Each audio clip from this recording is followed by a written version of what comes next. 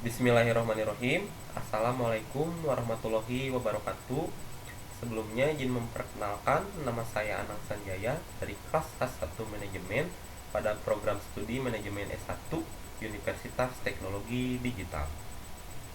Baik, kali ini saya akan membuat video presentasi evaluasi tengah semester mata kuliah Manajemen Kinerja dengan judul presentasi yaitu perancangan sistem manajemen kinerja. Untuk itu, langsung saja kita ke poin-poin pembahasan. Baik, untuk pembahasan yang pertama di sini yaitu terkait pengertian manajemen kinerja. Pada dasarnya, manajemen kinerja adalah suatu proses atau gaya manajemen yang dirancang untuk mendorong, meningkatkan, dan mengembangkan kinerja menjadi lebih baik dengan cara menciptakan misi dan kerangka tujuan. Komunikasi yang berkesinambungan, menetapkan standar dan persyaratan yang disepakati, serta menciptakan pendekatan strategis secara terpadu. Sedangkan sistem manajemen kinerja adalah suatu rangkaian proses perencanaan kinerja, pengolahan kinerja, penilaian kinerja, dan evaluasi kinerja. Jadi pada dasarnya penerapan sistem manajemen kinerja secara konseptual dan taktis bisa menyebabkan akumulasi terhadap perbaikan kinerja karyawan atau perusahaan, sehingga produktivitas dari perusahaan atau karyawan bisa meningkat. Lalu berikutnya atau untuk penjelasan selanjutnya di sini yaitu terkait tujuan dari manajemen kinerja. Terdapat beberapa tujuan dari manajemen kinerja di sini. Yang pertama yaitu tujuan strategi. Maksudnya yaitu mengaitkan kegiatan pegawai dengan tujuan organisasi. Pelaksanaan strategi tersebut perlu mendefinisikan hasil yang akan dicapai, baik itu secara perilaku maupun karakteristik dari pegawai yang dibutuhkan untuk melaksanakan strategi. Mengembangkan pengukuran dan sistem feedback terhadap kinerja pegawai. Itu untuk tujuan pertama. Untuk tujuan yang kedua di sini yaitu tujuan administratif. Maksudnya yaitu menggunakan informasi manajemen kinerja khususnya evaluasi kinerja untuk kepentingan keputusan administratif, pengkajian, promosi, serta pemberhentian pegawai dan lain-lain. Untuk tujuan yang ketiga yaitu di sini tujuan pengembangan.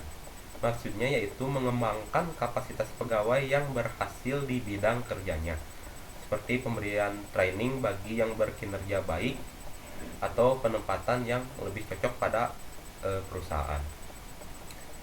Dan tujuan yang terakhir di sini yaitu tujuan khusus dari manajemen kinerja itu sendiri, yaitu memperoleh peningkatan kinerja sustainable atau meningkatkan motivasi serta komitmen karyawan. Memungkinkan individu untuk mengembangkan kemampuan, meningkatkan kepuasan kerja, dan mencapai potensi pribadi yang bermanfaat bagi individu itu sendiri ataupun bagi perusahaannya. Lalu untuk poin pembahasan yang selanjutnya yaitu siklus manajemen kinerja. Jadi terdapat suatu proses atau siklus manajemen kinerja yang baku dan harus dipatuhi untuk dikerjakan bersama dalam suatu perusahaan atau organisasi.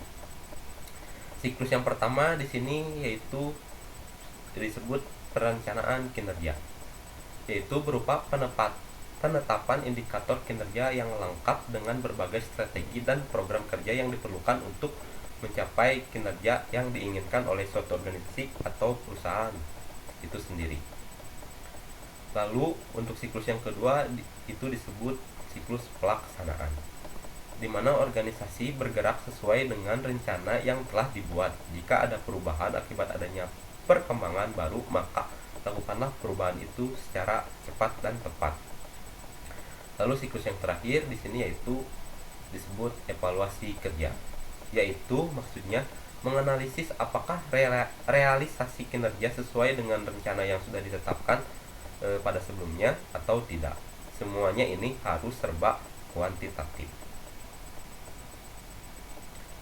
Lalu untuk pembahasan selanjutnya di sini yaitu terkait tahapan manajemen kinerja.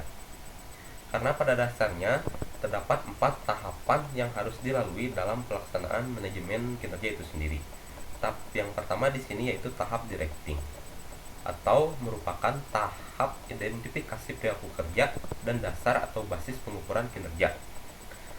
Tahap yang kedua di sini yaitu tahap managing, merupakan penerapan monitoring pada proses organisasi. Tahap ini berfokus pada manage, dukungan, dan pengendalian terhadap jalannya proses agar tetap berada pada jalur yang telah ditetapkan. Untuk tahap yang ketiga di sini yaitu tahap review.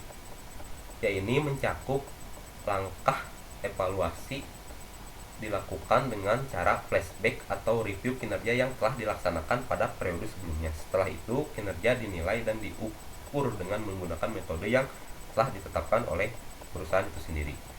Sedangkan tahap yang terakhir di sini yaitu tahap rewarding, yaitu berfokus pada pengembangan dan penghargaan dari perusahaan atau organisasi kepada para karyawannya.